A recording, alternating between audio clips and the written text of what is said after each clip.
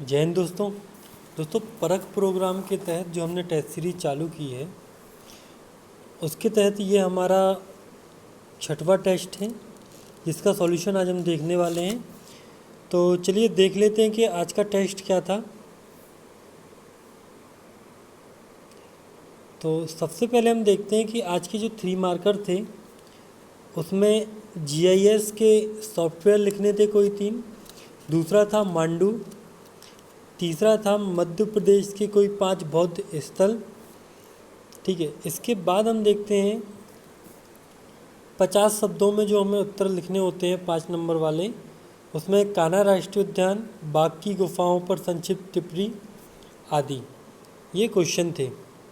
इसके बाद हम देखते हैं कि जो 200 नंबर वाला क्वेश्चन था वो था सांची के स्तूप पर टिप्पणी करें।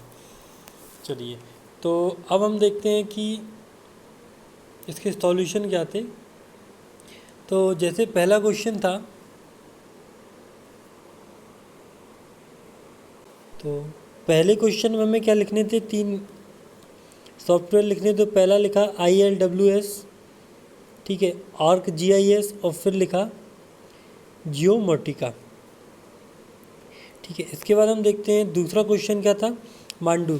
तो मध्य प्रदेश का एक प्रमुख ऐतिहासिक पर्यटन स्थल है, दर्शनीय स्थल, जहाज, हिंडोला, रूपमती, है ना। इसे आनंद की नगरी भी बोलते हैं। तो क्या किया हमने कि मांडू के बारे में सबसे पहले तो क्या दे दिए कि इन्फॉर्मेशन दे दी कि आखिर मांडू क्या है।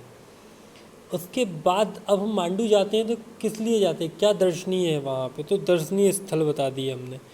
फिर उसका एक और नाम है आनंद नगरी, ठीक है, तो वो भी बता दिया। इसके बाद हमें 5 बौद्ध स्थल लिखने थे मध्य प्रदेश के। तो पहला सांची का स्तूप रायसेन में, पता ही है, और बुद्धा स्टैचू भोपाल में है, ठीक है, भरत स्तूप है, देवकाठोर रीवा में है, और भीम जन्मभूमि महू में है। तो ये हमारे आंसर हुए। इसके बाद हम देखते हैं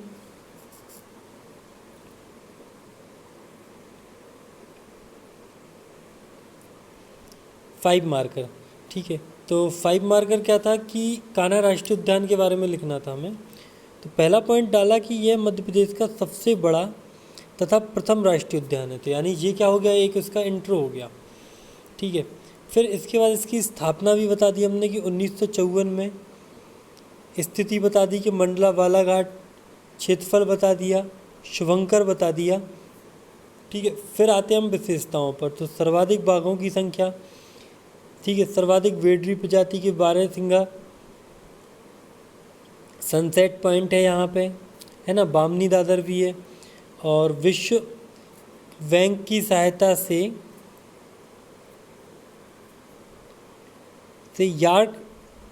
पार्क इंटरप्रिटेशन योजना भी चलाई जा रही है। तो आप देखेंगे इस उत्तर को यदि, तो मैंने केवल 1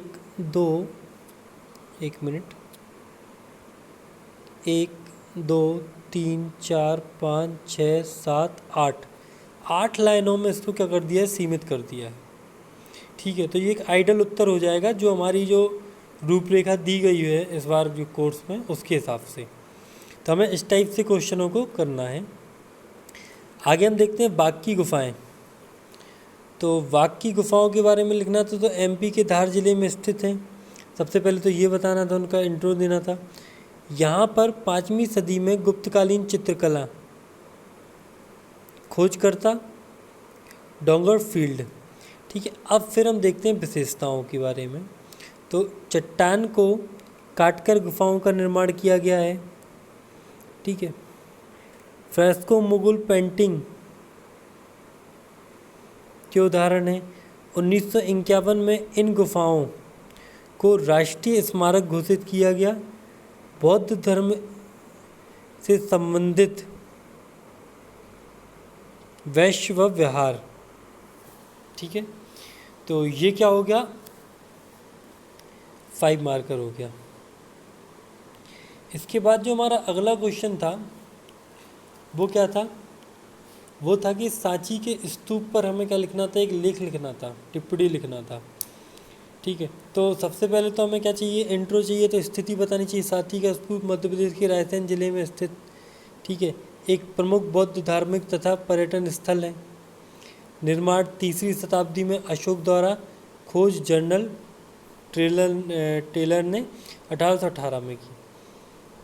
इसके बाद ये मैंने एक चित्र बना दिया जिसमें सांची के स्तूप को बताया गया है। ठीक है, तो जो एक संख्या पे वो बता सकते हैं आप, ये तोरण दौर है। ठीक है, ये क्या है, तोरण है। ये वेदिका भी है दूसरे नंबर पे जो है। फिर क्या बना हुआ है, ठीक है, तो थर्ड नंबर पे हर्मिका है और फोर्थ नंबर पे क्या है, अंडज है। ठीक है, तो ये एक हमने इसका क्या बना दिया, चित्र बना दिया। इसके बाद हम आगे देखते हैं कि सांची में कुल स्तूपों की संख्या 3 है। तो अब हम सांची के स्तूप के बारे में देखते हैं, सांची के स्तूप के बारे में बताते हैं कि सांची में स्तूप की संख्या कितनी है, 3 है। ठीक है, अन्य 2 स्तूपों का निर्माण शुंग काल में हुआ है। ठीक है, फिर जो विशेषता है इसकी वो क्या है कि पहला है कि ये बौद्ध धर्म के प्रमुख धार्मिक स्थलों में से एक है।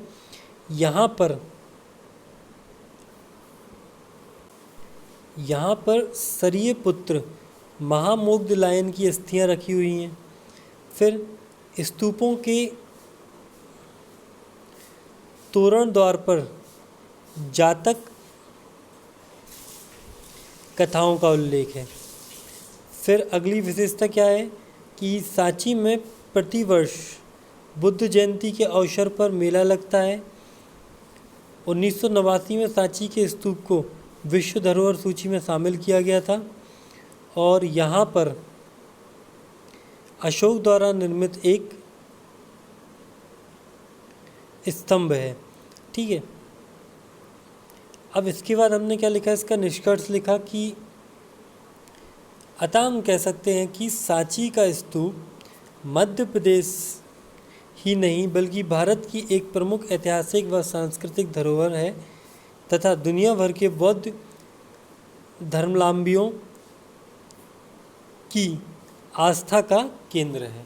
ठीक है, तो इस प्रकार हमारा ये उत्तर क्या हो जाता है, पूर्ण हो जाता है, जो कि एक लिमिटेड वर्ड में है। तो आशा करूँगा कि आप सब भी लिमिटेड वर्ड में लिखने की कोशिश करेंगे। जय हिंद। यदि वीडियो अच्छा लगे तो वीडियो को लाइक और सब्सक्राइब जरूर करें।